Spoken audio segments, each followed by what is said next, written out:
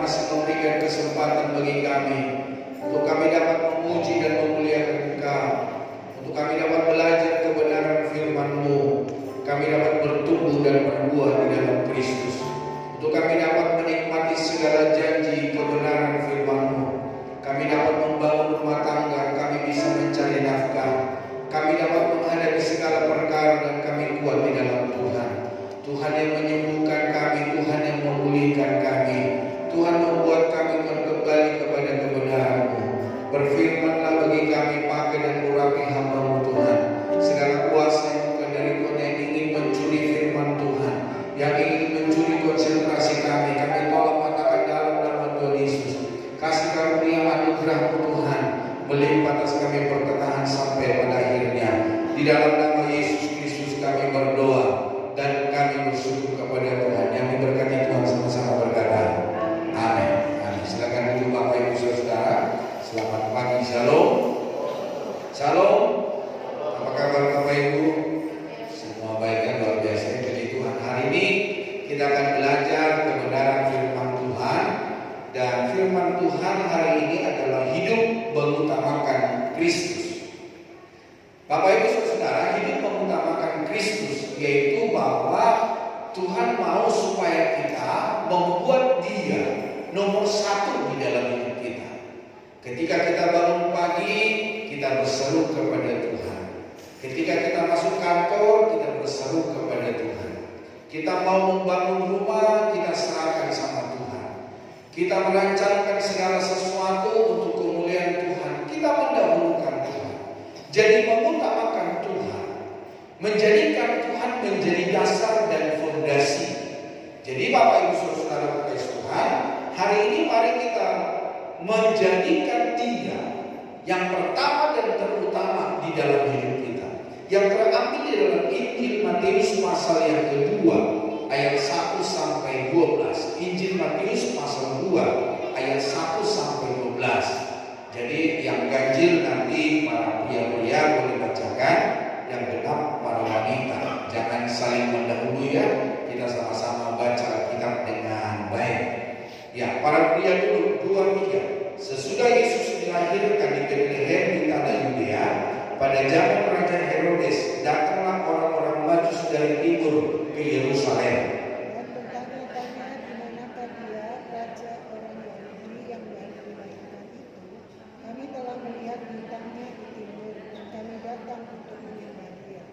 Ketika Raja Herodes mendengar hal itu, terkejut beserta seluruh Yerusalem. Maka dikumpulkannya semua imam kepala dan ahli Taurat bangsa Yahudi. Lalu dimintanya keterangan dari mereka, di mana Mesias akan dilahirkan. Mereka berkata kepadanya, di Betlehem di tanah Yudea, karena demikianlah ada tertulis dalam kitab Nabi. Dan engkau Betlehem tanah Yehuda, engkau sekali-kali bukanlah yang terkecil di antara mereka yang memerintah Yehuda, dan akan bangkit seorang pemimpin yang akan mengembalakan umat Israel. Lalu dengan diam-diam Herodes memanggil orang-orang Majus itu dan dengan teliti bertanya kepada mereka, bila mana bintang itu nampak. Kemudian dia menyuruh mereka ke Betlehem, katanya, pergi dan selidiki ada seksama hal-hal yang mengenai anak itu, dan sesudah kamu menemukan dia, kabarkanlah kepadaku supaya aku datang kepada dia. Setelah mendengar kata-kata raja itu, berangkatlah mereka, dan lihatlah bintang yang mereka lihat di timur itu mendahului mereka hingga tiba dan berhenti di atas tempat di mana anak itu berada. Ketika mereka melihat sangat bersukacitalah mereka. Maka masuklah mereka ke dalam rumah itu dan melihat anak itu bersama Maria ibunya. Lalu sujud menyembah Dia. Mereka pun membuka tempat harta bendanya dan mempersembahkan persembahan kepadanya, yaitu emas, kemenyan, dan mur.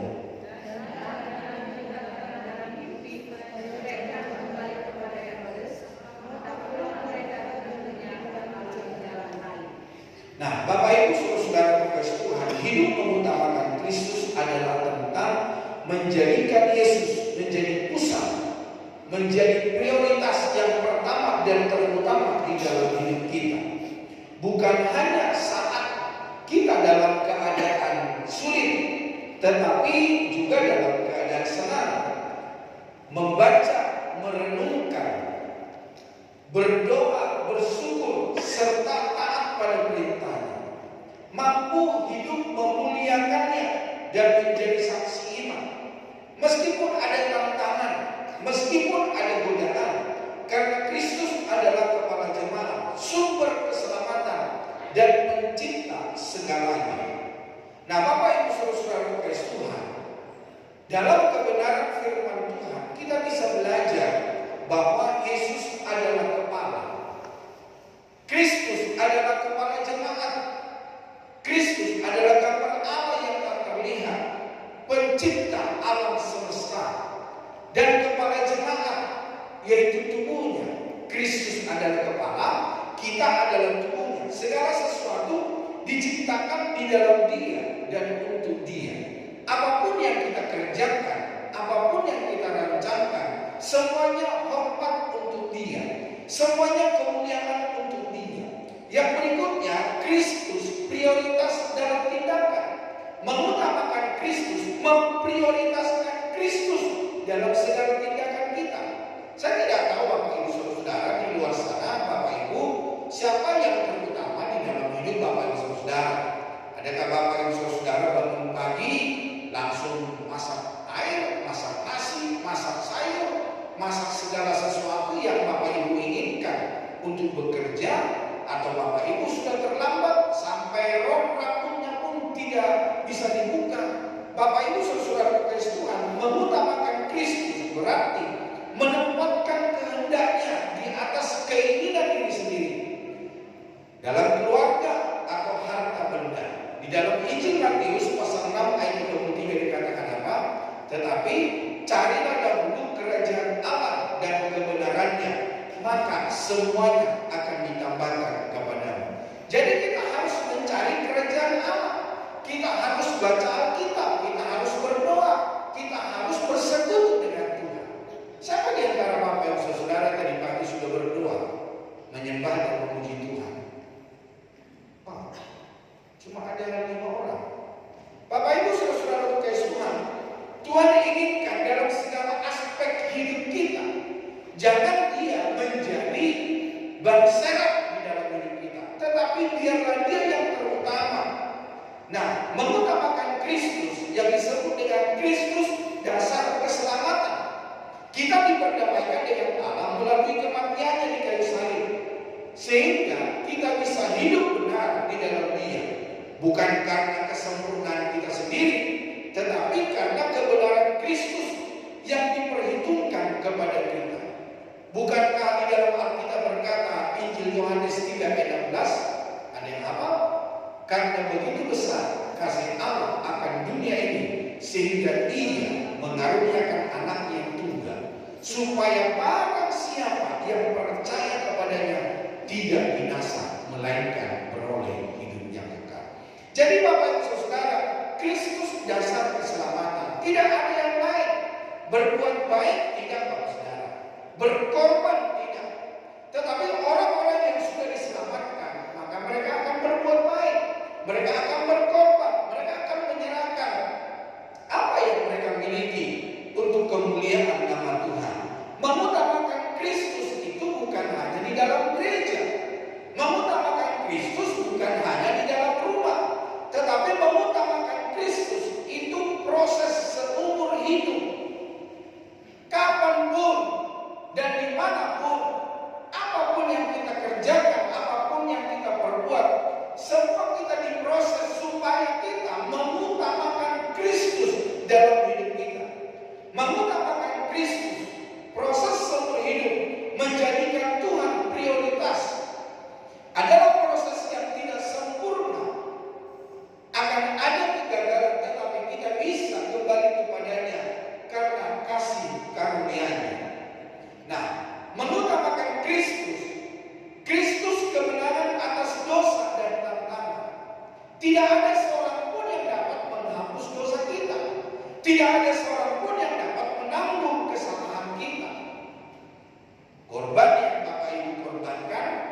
untuk menghapus dosa itu tidak bisa, saudara.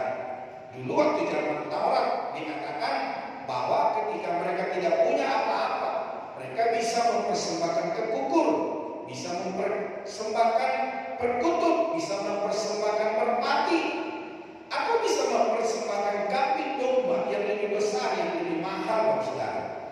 Tetapi saudara kasih Tuhan, kenapa Kristus datang? Kristus yang memberikan kemenangan atas dosa dan tantangan dalam kehidupan. Sebesar apapun dosa kita kemarin, minggu lalu, tahun lalu, Dia mampu memberikan pengampunan, Dia mampu menyucikan. Dan firman Tuhan berkata, kita telah disucikan, kita telah dibenarkan oleh firman Tuhan, kita telah disempurnakan oleh Kristus Yesus. Nah, hidup oleh Roh Kudus memampukan kita melawan dosa. Kristus adalah sumber kekuatan untuk mengatasi godaan dan serangan ajaran palsu. Jadi hanya Dia yang menjadi kekuatan kita. Nah, cara mengimplementasikan di dalam hidup kita hari ini, kita tergantung penuh kepada Tuhan. Bilang dulu, tergantung penuh. Sadari bahwa tanpa kita tidak dapat berbuat apa-apa. Tanpanya kita tidak bisa melakukan apa-apa. Di dalam Injil Yohanes 15 ayat 5 dikatakan apa? Akulah pokok anggur dan kamulah ranting-rantingnya. Barang siapa tinggal di dalam aku dan aku di dalam dia, ia berbuah banyak. Sebab di luar aku kamu tidak dapat berbuat apa-apa. Jadi kita tidak dapat melakukan apapun di luar Kristus. Kita tidak dapat berbuat apapun di luar Yesus Kristus. Tetapi firman Tuhan berkata, ketika kita melakukan segala sesuatu, bertindak di dalam hidup kita di dalam Yesus Kristus, maka firman Tuhan berkata, kita akan berbuah banyak. Kenapa hanya hari ini kita tidak berbuah banyak? Nah, perlu kita koreksi, Bapak Saudara. Apakah kita ketergantungan dengan Kristus? Apakah kita menjadikan Dia menjadi dasar dan fondasi di dalam hidup kita? Nah, Bapak Ibu Saudara, yang berikutnya berdoa dan membaca Alkitab. Siapa di antara Bapak Ibu Saudara yang berdoa setiap hari, membaca Alkitab setiap hari? Masih adakah orang yang membaca Alkitab? Masih adakah orang yang berdoa di dalam hidupnya? Perkuat hubungan dengan Tuhan melalui doa dan baca firman Tuhan. Bagaimana supaya kita kuat? Bagaimana supaya kita terhibur? Nah, supaya kita kuat, supaya kita terhibur, supaya kita tidak hidup di dalam dosa, tentu perlu ada firman Tuhan. Ketika ada firman Tuhan di dalam hidup kita dan kita mau melakukan dosa, firman Tuhan itu mengingatkan kita. Firman Tuhan itu menjaga kita. Firman Tuhan itu menolong kita. Akhirnya ketika kita mau melakukan apa yang tidak berkenan kepada Tuhan, kita bisa melarang diri kita sendiri untuk tidak melakukan hal yang negatif di dalam hidup. Nah, selain hanya itu, Bapak Saudara, Tuhan mau supaya kita bersyukur di dalam segala perkara, mengubah fokus dari diri sendiri menjadi Tuhan sebagai sumber segala berkat. Kita memandang Kristus, kita melihat Dia menjadi panutan dalam segala hal di dalam hidup kita. Yang berikutnya, Bapak Saudara, supaya kita menjadi taat dan melayani. Ketaatan yang Tuhan inginkan, Bapak Saudara, bukan hanya menjadi seorang yang taat, tapi kita juga melayani Tuhan, membalas cinta kasihnya Tuhan. Nah, itu pun kita tidak bisa balas kebaikan Tuhan, Bapak Saudara. Tetapi kita meresponi kebaikan Tuhan, taati perintahnya dan berikan yang terbaik untuknya, bukan sisa, bukan sesuatu yang di luar daripada kemampuan kita, Bapak Saudara, tetapi yang terbaik dari apa yang Tuhan percayakan bagi kita, supaya kita mentaati perintahnya dan kita berikan untuk kemuliaan-Nya. Nah, yang berikutnya, supaya kita fokus pada pelayanan. Bapak Ibu Saudara, ada banyak orang tidak fokus akan pelayanan, tidak fokus akan Kristus, tidak fokus akan kebenaran firman Tuhan. Tapi hari ini Bapak Ibu Saudara kekasih Tuhan, mari kita taat dan fokus kepada Kristus. Nah, yang berikutnya Bapak Ibu Saudara,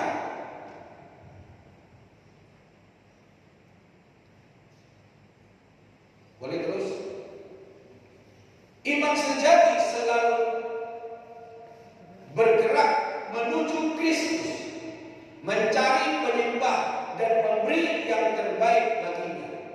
Perjalanan panjang para majus memberikan teladan kepada kita tentang hidup yang mengutamakan dalam segala hal. Nah, Bapak Ibu Saudara kekasih Tuhan, hari ini kita akan belajar seperti apa ciri-ciri orang yang mengutamakan Kristus.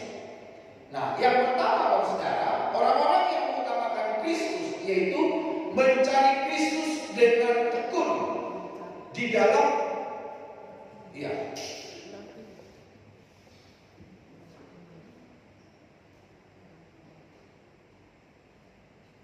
mencari Kristus dengan tekun. Di dalam Injil Matius pasal yang kedua ayat 1 dan 2 saya bacakan kembali buat kita semua. Sesudah Yesus dilahirkan di Betlehem di tanah Yudea pada zaman Raja Herodes, datanglah orang-orang Majus dari timur ke Yerusalem dan bertanya-tanya, di manakah dia raja orang Yahudi yang baru dilahirkan ini? Kami telah melihat bintangnya di timur dan kami datang untuk menyembah dia. Jadi Bapak Ibu Saudara kekasih Tuhan, mengutamakan Kristus yaitu mencari di manakah dia yang dilahirkan, di manakah tempatnya. Kami mau menyembah dia, kami mau memberikan sesuatu untuk dia, kami mau memuliakan dia di dalam kehidupan kami. Jadi Bapak Ibu Saudara kekasih Tuhan, orang-orang yang mencari Tuhan dengan kental dan tidak bisa dihalangi oleh segala sesuatu karena sebuah keinginan, sebuah kerinduan yang menyenangkan hati Tuhan. Nah, orang Majus menempuh perjalanan jauh demi menemukan sang raja. Di dalam Mazmur 27 ayat 13 dikatakan, Yeremia 29 ayat 13, apabila kamu mencari aku, kamu akan menemukan aku. Apabila kamu menanyakan aku dengan segenap hati. Jadi Bapak Ibu Saudara, ketika kita mencari Tuhan, kita pasti menemukan Tuhan. Persoalan jawabannya iya atau tidak atau tunggu dulu, itu persoalan lain. Yang tentu kita pasti menemukan Tuhan. Di dalam Injil Yohanes pasal 1 ayat 45, di situ dikatakan Filipus bertemu dengan Natanael dan berkata kepadanya, kami telah menemukan dia yang disebut oleh Musa dalam kitab Taurat dan oleh para nabi, yaitu Yesus anak Yusuf dari Nazaret. Jadi Bapak Ibu Saudara, Filipus sudah bertemu. Nah, di dalam Mazmur 27 ayat 8, hatiku mengikuti firman-Mu, carilah wajahku, maka wajahku ku cari, ya Tuhan. Jadi Bapak Ibu Saudara kekasih Tuhan, orang yang mencari Tuhan, mereka akan berjumpa dengan Tuhan. Seberapa di antara kita yang mencari Tuhan, tapi kita berkata, Tuhan di mana ya?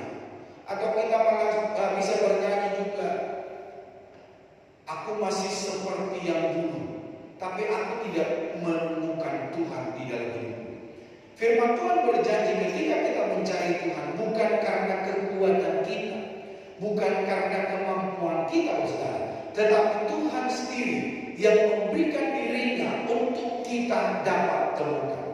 Mencari dengan tekun menekankan bahwa usaha yang gigih dan konsisten akan membuahkan hasil, terutama dalam hubungan dengan Tuhan atau mencapai tujuan hidup seperti janji Yesus Matius 7 ayat 7, teruslah minta maka kamu akan menerima, teruslah mencari maka kamu akan menemukan, teruslah mengetuk maka pintu akan dibukakan bagimu. Jadi Bapak Ibu Saudara kekasih Tuhan, orang yang mencari Tuhan akan menemukan Tuhan. Orang yang mengetuk pintunya Tuhan, Tuhan akan bukakan pintu dan kita dipersilahkan masuk. Di dalam Amsal 8 ayat 17, orang yang tekun mencari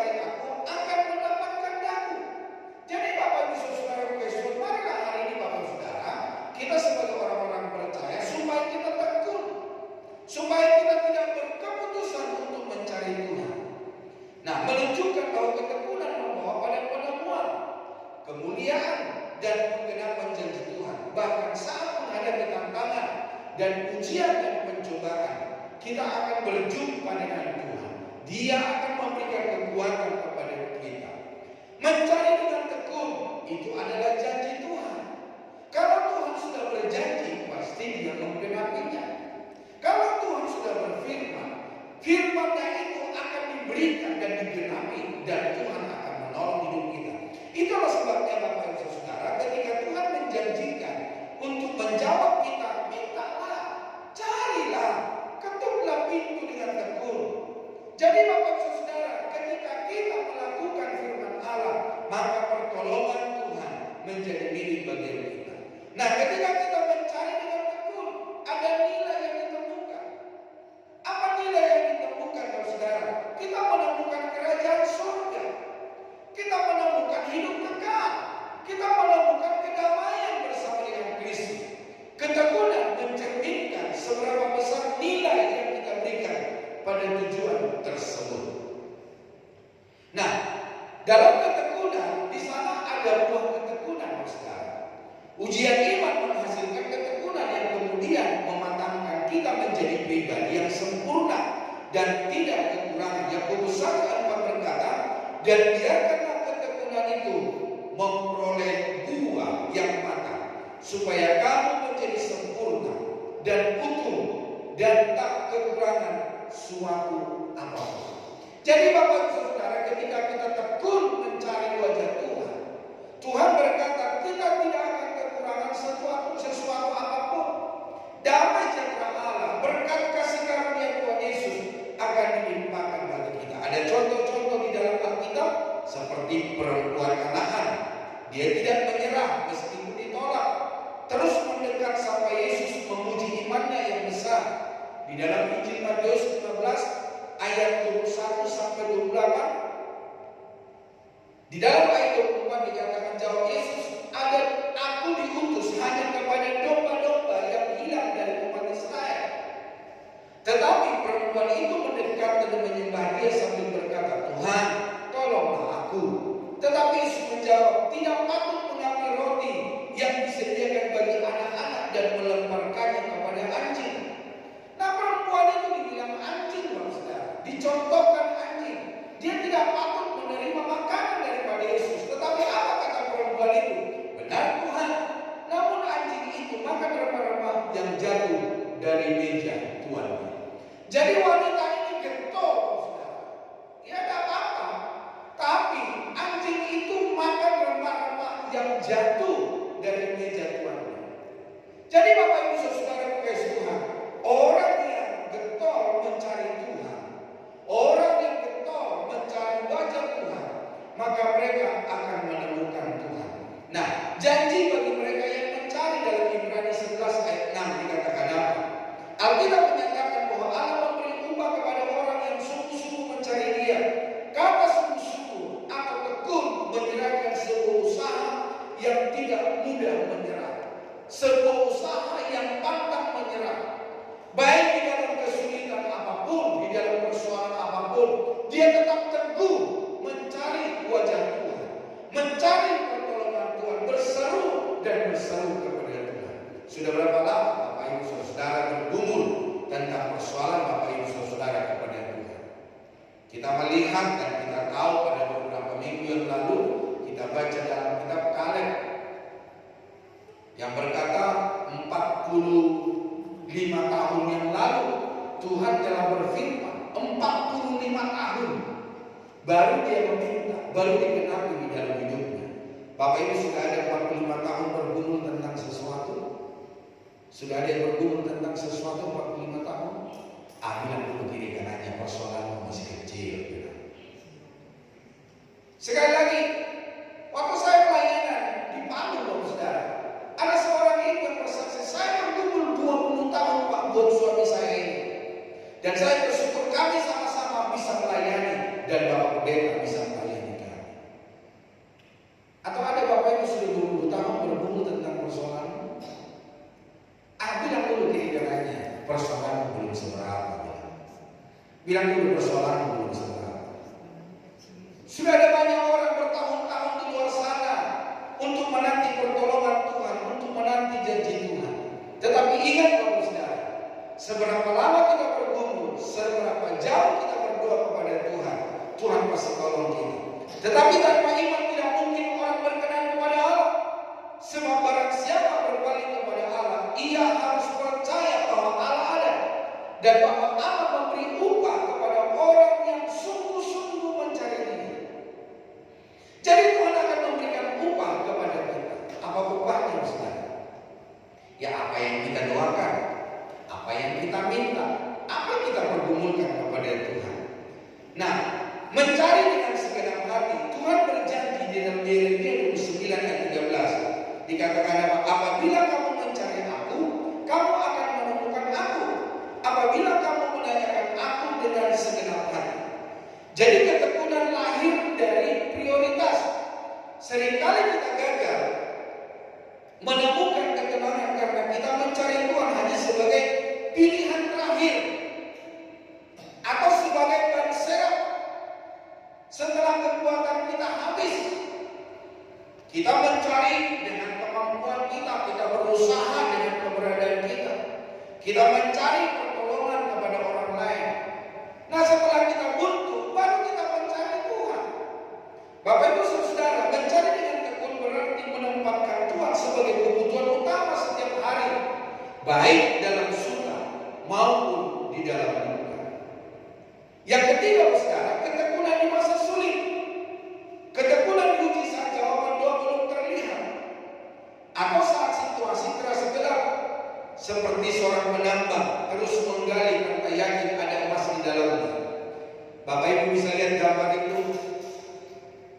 Yang paling atas dia tetap berusaha, dia tetap ingin menemukan emas dari tambang yang dikerjakan. Tetapi yang kedua, dia berpikir, kok lama benar, kok gak dijawab-jawab oleh Tuhan. Padahal sedikit lagi, ketika dia tekun di dalam doa, pergumulannya, bekerja di dalam Kristus, sebentar lagi dia akan menemukannya. Tapi karena dia gak sabar, dia berbalik. Bapak Ibu Saudara, jangan kita seperti gambaran yang nomor 2.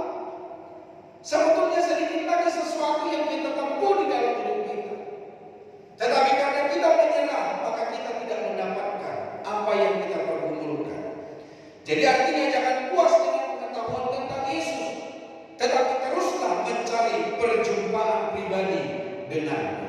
Ketika kita berjumpa pribadi dengan Tuhan, apapun persoalan hidup kita, apapun pergumulan hidup kita akan melihat jawaban daripada Tuhan. Yang berikutnya, Bapak Saudara, merendahkan diri dan menyembah. Di dalam ayat yang ke-11 dikatakan dalam firman Tuhan, maka masuklah mereka ke dalam rumah itu dan melihat anak itu bersama Maria, ibunya, lalu sujud menyembah Dia. Mereka pun membuka tempat harta bendanya dan mempersembahkan persembahan kepadanya, yaitu emas, kemenyan, dan mur. Nah, Bapak Ibu Saudara, penyembahan sejati lahir dari kerendahan hati, bukan dari kebiasaan atau rutinitas belaka. Jadi Bapak Ibu Saudara Tuhan, mari hari ini kita merendahkan diri, berdoa, mencari wajah Tuhan, meminta supaya Tuhan yang menolong kita, supaya Tuhan yang membela kita, supaya Tuhan yang memberikan jalan keluar. Apa yang harus kita katakan, apa yang harus kita perbuat, apa yang harus kita lakukan di dalam hidup kita. Mari kita merendahkan diri, karena orang yang merendahkan diri akan ditinggikan, dan orang yang meninggikan diri akan direndahkan. Di dalam Mazmur 95 ayat 6 dikatakan, masuklah, marilah kita sujud menyembah, berlutut di hadapan Tuhan yang menjadikan kita. Jadi Tuhan mau supaya kita masuk dalam hadirat-Nya. Kita menyembah Tuhan, kita berlutut di hadapan Tuhan. Nah, di dalam Yohanes pasal yang keempat ayat 23 dan 24 dikatakan, tetapi saatnya akan datang dan sudah tiba sekarang, bahwa penyembah-penyembah benar akan menyembah Bapa dalam roh dan kebenaran. Sebab Bapa menghendaki penyembah-penyembah demikian dalam roh dan kebenaran. Allah itu roh, dan barang siapa menyembah Dia harus menyembahnya dalam roh dan kebenaran. Jadi Bapak Ibu Saudara, mari hari ini mencari wajah Tuhan dengan hidup yang benar di hadapan Tuhan. Kenapa selama ini kita mencari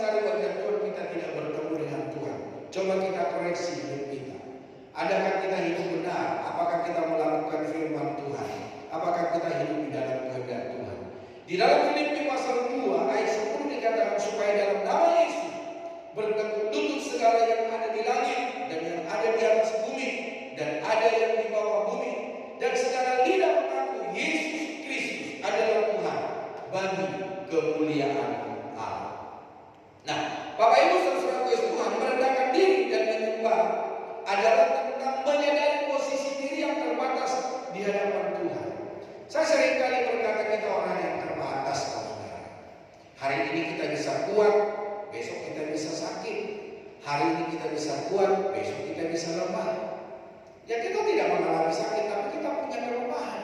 Karena kita perlu melihat pertolongan Tuhan. Melepaskan ego, berserah sepenuhnya pada kehendaknya seperti teladan Kristus yang taat hingga mati, yang membawa kepada pemulihan, kepada kekuatan rohani, dan kepada berkat melalui doa, ketaatan serta penerimaan pimpinan. Nah, hari ini kita akan melihat dalam firman Tuhan makna merendahkan diri. Yang pertama, saudara, mari kita menyadari posisi kita, bahwa kita ini adalah ciptaan Tuhan, bahwa kita ini rentan di dalam kekalahan, kita ini rentan di dalam kelemahan, kita ini rentan di dalam untuk meninggalkan kebenaran. Mengakui bahwa kita tidak tahu segala dan tidak memiliki kuasa sejati. Ya, Tuhanlah yang maha kuasa, Tuhanlah yang maha tahu, Tuhanlah yang maha memberi. Itulah sebabnya supaya kita menyadari posisi kita, supaya kita tetap berharap dan berseru kepada-Nya.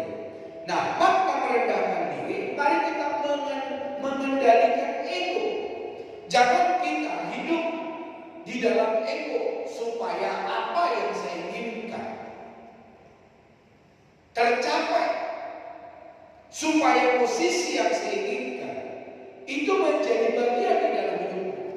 Tapi itu bukan kemuliaan, bukan untuk kemuliaan Tuhan, tetapi sesuatu yang dibanggakan dalam diri. Wah, aku punya kekuatan ini, aku punya jabatan ini, aku punya penghiburan ini. Mengandalkan ego yaitu melepas keinginan dan pikiran sendiri untuk diganti dengan kehendak Tuhan. Maka merendahkan diri yaitu taat sepenuhnya akan kebenaran firman Tuhan, mengikuti perintah Tuhan seperti Kristus yang taat pada Bapa, bahkan di masa-masa yang sulit. Nah, cara melakukannya ya tentu kita tetap berdoa dan mendengarkan firman Tuhan. Yang artinya mari kita menyediakan waktu lebih untuk mendengarkan suara Tuhan daripada suara sendiri. Mari kita mengutamakan kehendak Tuhan daripada kehendak kita sendiri. Berserah, datang kepadanya dengan hati terbuka, berserah dan mau menerima pimpinannya. Mari kita melakukan apa yang Tuhan mau di dalam hidup kita. Mengalami perenungan. Tidak semua orang mau diremukkan oleh Tuhan. Tetapi saudara, untuk kita dapat melihat Tuhan, ada sebuah perenungan. Ya, saya suka berkata, kalau kita sakit, sebetulnya Tuhan membuat sebuah rencana bagi kita. Kenapa kita harus sakit? Ya supaya kita mengalami kesembuhan di dalam Kristus. Dan kita berkata, Tuhan yang aku sembah adalah Tuhan yang menyembuhkanku. Makanya aku berkata, bagaimana aku berkata Tuhan itu adalah penyembuhku kalau aku tidak pernah sakit? Kalau kita pernah sakit, supaya kita berkata Tuhan itu adalah Tuhan penyembuh. Kalau kita berkekurangan, Tuhan izinkan supaya kita dapat berkata Tuhan itu adalah Allah yang mencukupi segala kebutuhan dan keperluan. Kalau Tuhan mengadakan di dalam hidup kita, kita terjatuh saudara, supaya kita dapat berkata Tuhan itu adalah Tuhan yang menopangku. Jadi segala sesuatu yang Tuhan izinkan dalam hidup kita, untuk kita dapat berjumpa, untuk mengalami Tuhan, dan kita berkata bersama dengan Yesus, aku dapat sanggup melakukan perkara besar. Jadi Bapak Saudara kasih Tuhan, menerima teguran, belajar dari orang lain yang menegur, bukan marah, karena itu cara untuk bertumbuh. Nah, hasil dari kerendahan hati dan kita akan ditinggikan. Di dalam Matius 23 ayat 12, barang siapa merendahkan diri akan ditinggikan, Barang siapa meninggikan diri akan direndahkan, dan barang siapa merendahkan diri, ia akan ditinggikan. Jadi Bapak Ibu Saudara, kalau hari ini Bapak Ibu Saudara direndahkan, coba kita melihat apakah kita meninggikan diri. Berkat dan pertolongan, hasil kerendahan hati ada berkat dan pertolongan. Tuhan akan mencurahkan berkat dan memberikan pertolongan luar biasa saat kita berserah. Saat kita merendahkan diri, Tuhan akan memberikan kedewasaan rohani, membentuk karakter menjadi lebih kuat, menjadi orang sabar, menjadi orang yang mengasihi, menjadi orang yang berkorban, memberikan yang terbaik, menolong orang lain, menolong sesama, memberikan yang terbaik dalam hidup kita untuk kemuliaan Tuhan. Nah, saat kita merendahkan diri, maka kita akan memperoleh kemenangan. Orang yang berseru kepada Tuhan, orang yang mengandalkan Tuhan, mereka akan mengalami Tuhan, dan Tuhan akan bekerja di dalam hidupnya. Tuhan akan memberikan kemenangan bagi setiap orang yang merendahkan diri di hadapan Tuhan. Nah, contoh di dalam Alkitab tentu adalah Yesus Kristus. Dia mengosongkan diri, mengambil rupa hamba, taat sampai mati di kayu salib. Dia tidak mengandalkan kemampuannya, dia tidak mengandalkan egonya, tapi dia mengosongkan dirinya, mengambil rupa hamba. Dia taat, dia rela dihakimi, dia rela dipukul, dia rela dihina. Saudara, untuk apa? Nah, untuk penebusan dosa bagi kita. Contoh yang berikutnya adalah firman Tuhan mengajarkan agar kita menjadi seperti anak kecil. Tuhan bilang, siapa yang mau masuk dalam kerajaan surga, mereka itu harus seperti anak kecil. Coba kalau anak kecil jam ini ribut, gak berapa lama kemudian mereka bermain lagi, saudara. Hari ini mereka berantem, gak ada musuhan sampai bertahun-tahun. Jadi Bapak Ibu Saudara, menerima kasih dan pimpinan Tuhan dengan sederhana. Mari kita menjadi orang yang taat akan firman Tuhan. Semakin besar pengenalan kita akan Kristus, semakin dalam penyembahan yang kita persembahkan. Datang dan hampirilah Kristus bukan karena kebutuhan, tetapi karena hormat, karena kegaguman kita kepada Yesus Kristus. Yang terakhir, yang ketiga, memberi persembahan yang terbaik. Di dalam ayat yang ke-11, mereka membuka persembahan mereka dan memberikannya kepada Tuhan, yaitu emas, kemenyan, dan mur. Nah, mereka benar-benar memiliki hati menyembah, takkan menahan untuk memberi, tapi mereka memberikan yang tulus dari apa yang mereka punya. Dia memberi dengan sukarela dan sepenuh hati. Pemberian bukan soal jumlah materi, tetapi sikap hati yang penuh syukur, hormat dan kasih kepada Tuhan, yang melibatkan seluruh hidup, seluruh waktu, seluruh talenta, tenaga, pikiran untuk memuliakannya. Bahkan jika harus mengorbankan kenyamanan pribadi, jika harus mengorbankan hobi kita, hal yang kita anggap berharga, kalau hal itu bisa kita korbankan, maka itu adalah sebuah pengorbanan yang tulus, Bapak Ibu Saudara. Bapak Ibu Saudara kekasihan, saya punya hobi, saudara. Hobi saya bersepeda. Cuma selama di Balikpapan saya sudah pernah bersepeda. Ya tentu yang pertama tidak ada temannya. Yang kedua, sepeda saya jual, saudara. Di tempat ini saya jual sepeda saya. Yang saya pikir saya mau melayani Tuhan dengan sungguh-sungguh. Saya pun suka memancing, saudara. Bukan memancing amarah, mancing ikan di laut, bukan di kolam tapi di laut, saudara. Pancing saya gantung. Pancing saya sudah bertahun-tahun gak saya pakai. Toh kalau saya mancing, saya cari hari libur. Yang mancingnya bukan di laut, saudara, mancingnya di kolam. Nggak seru, nggak seperti yang ada di laut. Jadi Bapak Ibu Saudara, apa yang kita bisa korbankan untuk kemuliaan Tuhan? Nah, sikap hati yang tulus, memberi dari kerelaan hati, bukan karena paksaan atau ingin pujian, tapi karena Allah mengasihi orang yang memberi dengan sukacita. Ketika kita memberikan dengan sukacita, maka Tuhan yang akan membalaskannya.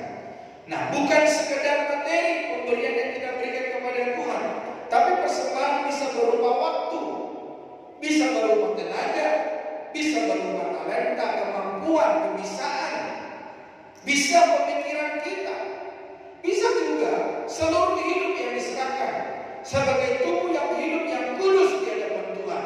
Seperti di dalam Roma 12 ayat 1 dikatakan apa? Karena itu, saudara-saudaraku, demi kemurahan Allah, aku menasihatkan kamu supaya kamu mempersembahkan tubuhmu sebagai apa?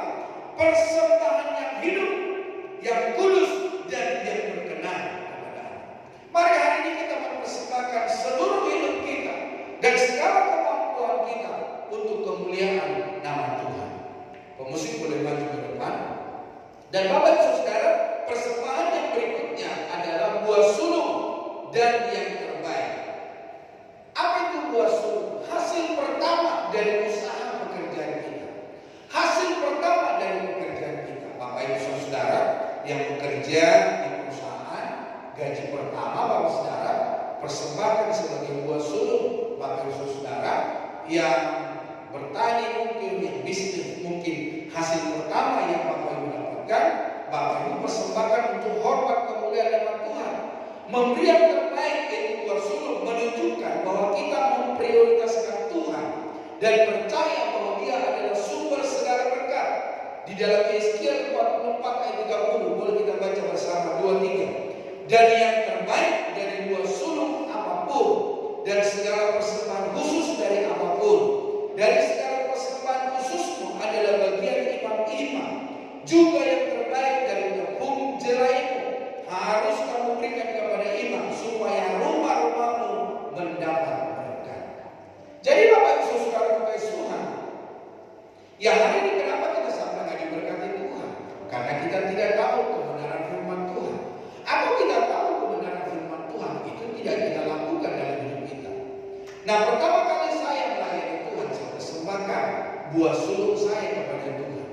Jadi Bapak Ibu Saudara kekasih Tuhan, mari hari ini kita mempersembahkan hasil pertama. Bukan hanya buah sulung saya persembahkan, saya pun mempersembahkan perpuluhan saya. Biarpun saya jadi gembala sidang, saya tetap tiap bulan saya mempersembahkan persepuluhan saya di dalam gereja. Nah, respon atas kasih karunia, memberi adalah respon syukur atas kasih karunia dan kebaikan Tuhan yang tak terbatas dalam hidup kita. Mari hari ini kita meresponi kebaikan Tuhan. Mari kita hari ini meresponi apa yang Tuhan telah kerjakan di dalam hidup kita. Jadi bukan hanya segala sesuatu kepentingan pribadi atau diri sendiri. Mengorbankan kenyamanan, memberi yang terbaik bisa berarti rela terganggu zona nyaman. Ya, seperti saya sebagai hamba Tuhan, zona nyaman saya juga bisa terganggu. Ketika ada orang sakit, mau jam berapa saja, saya layani. Ketika mereka memberitahu mereka di mana, lagi apa, saya pun datang. Saya berdoa buat mereka. Jadi Bapak Saudara, jam-jam tidur bisa terganggu Bapak Saudara. Melepaskan kebanggaan atau hal yang kita genggam erat demi kasih Allah. Nah, memuliakan Tuhan tujuan utamanya adalah kemuliaan nama Tuhan dan menyenangkan hatinya, bukan sekedar memenuhi kewajiban. Nah, pertanyaannya dan refleksi dalam hidup kita, apakah Anda memberi kepada Tuhan sisa atau buah sulung dari hidup Anda? Bagaimana pemberian kita? Apa yang Anda paling sayang atau hargai dalam hidup saya? Apa yang Bapak Ibu hargai dalam hidup Bapak Ibu Saudara? Atau apakah ada hal yang tidak akan saya berikan kepada Tuhan? Atau itu sebagai menjadi berharap pribadi di dalam hidup kita? Bagaimana saya bisa memberikan waktu dan talenta saya secara lebih sepenuh hati untuk Tuhan dan sesama? Bapak Ibu Saudara, ada orang berkata talenta itu banyak terkubur di kuburan. Di seberang jalan itu banyak kuburan, dan di situ banyak talenta terkubur. Karena apa? Talenta yang dia punya tidak dipersembahkan. Talenta yang dia punya tidak diberikan untuk Tuhan. Siapa bertalenta bernyanyi, ayolah ikut bernyanyi. Ada teman-teman ikut jadi singer. Ya sekalipun suara mereka mungkin orang berkata, kayaknya kamu lebih baik nyanyi daripada nyanyi. Ya kita tak pasang, saudara, karena ada teman-teman yang lain memberikan dukungan.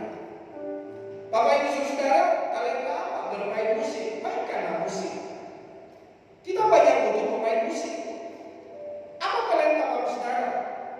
Berdoa, berdoalah buat gereja ini supaya gereja ini maju, supaya gereja ini diberkati oleh Tuhan, supaya gereja ini bersatu, supaya jemaat Tuhan diberkati oleh Tuhan. Apa talenta kemampuan Bapak Ibu Saudara? Hari ini mari kita persembahkan untuk hormat dan kemuliaan Tuhan. Talenta yang Bapak Ibu persembahkan itu bukan buat gembala, buat pendeta gereja, tetapi itu untuk kemuliaan Tuhan. Nah, ayat kunci di dalam 2 Korintus 9 ayat 7, jagalah masing-masing memberikan menurut kerendahan hatinya, jangan dengan sedih hati atau karena paksaan, sebab Allah mengasihi orang yang memberi dengan sukacita. Jadi segala pemberian kita memberikan dengan kerendahan hati. Amsal 3 ayat 9 dan 10, muliakanlah Tuhan dengan hartamu, dengan hasil pertama dari segala penghasilan. Nah, kasih selalu menuntun kita memberi bukan menahan sesuatu. Di dalam Amsal 3 ayat 9 dan 10, muliakanlah Tuhan dengan hartamu dan dengan hasil pertama dari segala penghasilanmu, maka lumbung-lumbungmu akan diisi penuh sampai melimpah-limpah, dan bejana pemerahanmu akan meluap dengan air buah anggurnya. Di dalam Markus pasal yang ke-14 ayat yang ketiga, saya sudah tulis di multimedia, tapi karena begitu panjang akhirnya jadi saya buat kecil-kecil, hanya angka 26. Boleh baca bersama. Datanglah seorang perempuan membawa suatu guli-guli walau berisi minyak dan wasta murni yang mahal harganya. Setelah dipecahkannya, leher guli-guli itu dicurahkannya minyak itu ke atas kepala Yesus. Ada orang yang menjadi gusar dan berkata seorang kepada yang lain, untuk apa pemborosan minyak dan wasta ini? Sebab minyak ini dapat dijual juga 300 dinar lebih, dan uangnya dapat diberikan kepada orang-orang miskin. Lalu mereka memarahi perempuan itu. Tetapi Yesus berkata, biarkanlah dia. Mengapa kamu menyusahkan dia? Ia telah melakukan suatu perbuatan yang baik padamu, karena orang-orang miskin selalu ada padamu, dan kamu dapat menolong mereka bila mana kamu menghendakinya. Tetapi aku tidak akan selalu bersama-sama kamu. Ia telah melakukan apa yang dapat dilakukannya. Tubuhku telah diminyakinya sebagai persiapan untuk penguburan. Aku berkata kepadamu, sesungguhnya di mana saja Injil diberitakan di seluruh dunia, apa yang dilakukannya ini akan disebut juga untuk mengingatkan dia. Jadi Bapak Ibu Saudara kasih Tuhan, memberikan yang terbaik dari segala apa yang Tuhan percayakan bagi kita. Persembahan terbaik bukan sekedar materi, tetapi hidup yang dipersembahkan penuh kepada Tuhan. Kiranya Tuhan Yesus menolong kita dapat memberi yang terbaik, dapat merendahkan diri, mengutamakan Kristus dalam hidup kita. Amin. Mari sama-sama bangkit.